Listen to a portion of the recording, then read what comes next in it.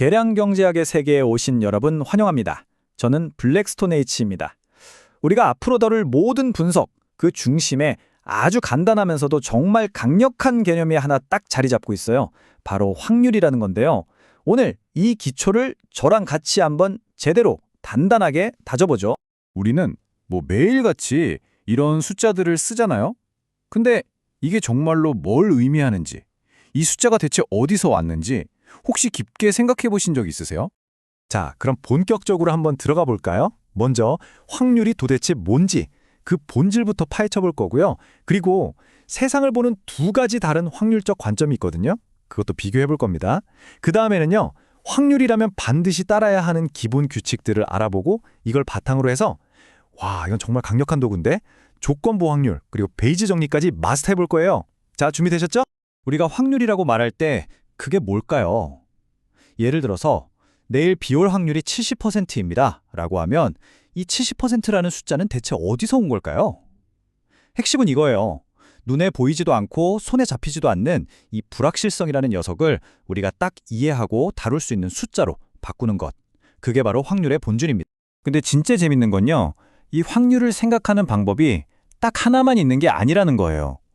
통계학자들은 크게 두 가지 관점을 사용하는데 한번 같이 살펴보시죠. 첫 번째는 바로 고전적 정의입니다.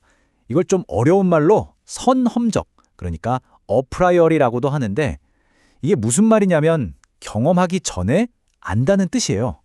그러니까 주사위를 굳이 던져보지 않아도, 카드를 뽑아보지 않아도 그냥 머릿속으로 이건 이렇겠네? 하고 논리적으로 계산하는 방식이죠.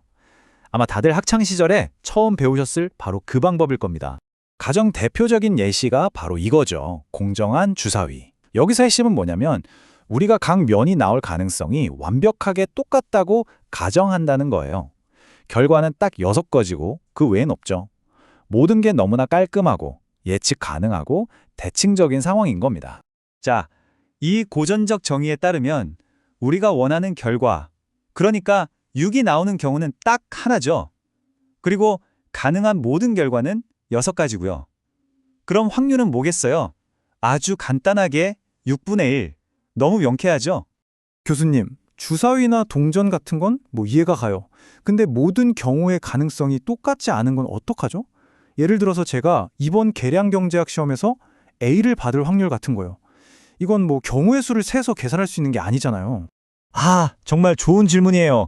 바로 그 지점 때문에, 그 한계 때문에 우리에게 두 번째 관점이 필요한 겁니다. 바로 경험적 정의죠.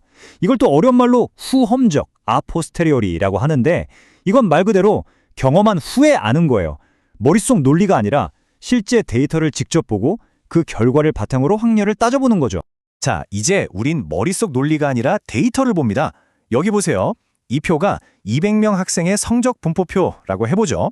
여기서 제가 아무나 한 명 딱 찍었을 때 그 학생 점수가 70점에서 79점 사이의 확률은 얼마일까요? 간단하죠. 전체 200명 중에 45명이 이 구간에 있잖아요. 그러니까 확률은 그냥 200분의 45, 계산하면 22.5%가 되는 겁니다. 이게 바로 상대도수, 즉 경험적 확률의 개념이에요. 자, 그럼 정리가 되시죠? 핵심은 이 두 관점의 차이를 아는 거예요.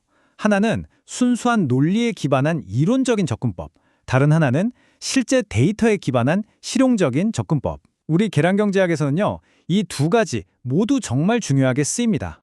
좋습니다. 이제 확률을 정의하는 두 가지 방법을 알았어요.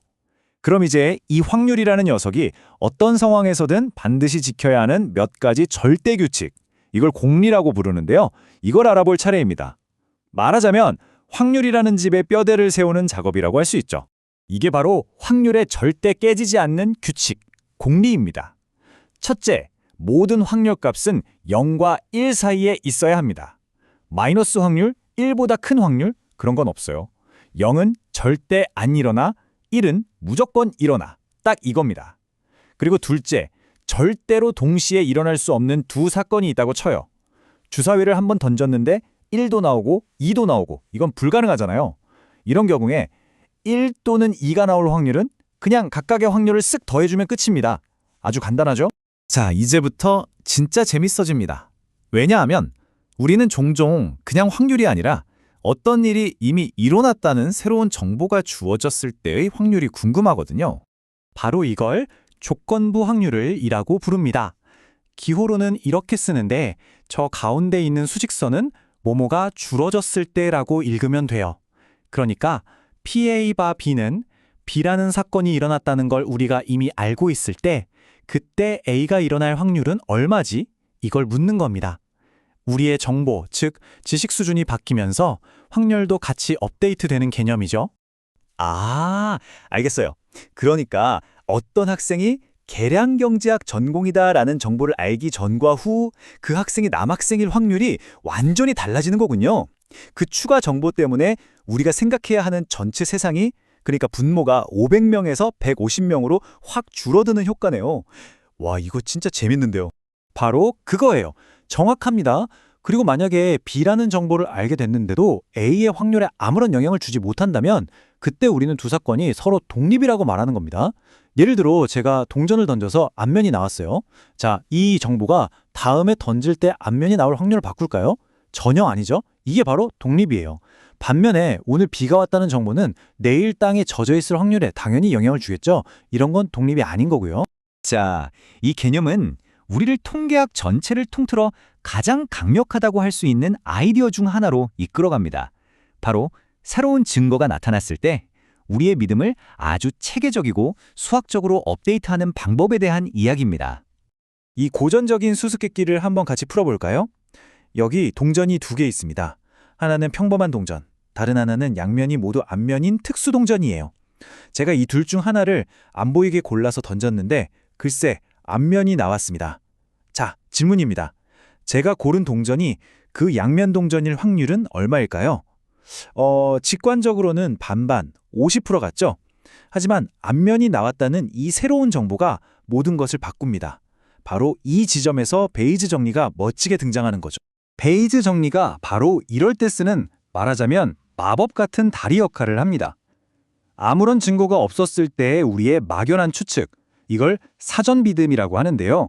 여기서 출발해서 앞면이 나왔다는 새로운 증거를 건너 업데이트된 합리적인 판단, 즉 사후 믿음으로 우리를 인도해 주는 거죠.